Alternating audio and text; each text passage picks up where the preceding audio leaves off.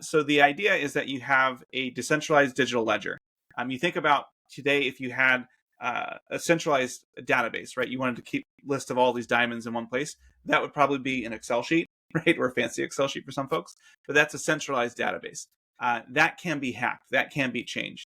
But the idea is if you have a piece and I have a piece and so has a piece, that it's decentralized. No one person has control over that list, and no one, it couldn't be hacked because you'd have to change everybody's piece at the same time in order to hack it. It basically becomes unhackable. And so they have this concept of immutable records.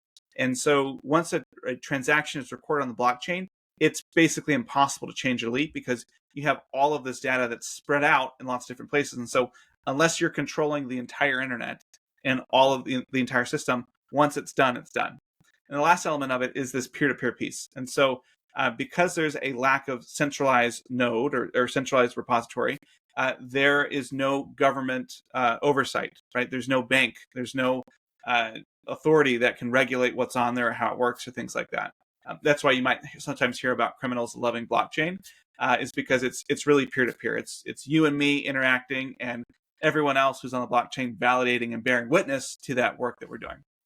So the way that works is you've got these blocks, which is the information. So think of it as the transaction. So it could be the date that the diamond was harvested, and then you have a chain. And so these blocks of data are basically linked together because the information that I have is chronological to what goes through there. And so it may not be the whole life of the diamond. It might be, my diamond is over here and something happens here, and then your diamond is something else. But we're linking and saying that in the sequence of creating this chain, we are connecting one to the other. And it's when I need to go look at my entire diamond, I just look at my parts that make sense. But you're able to kind of link these things together and how you get to that blockchain piece of it.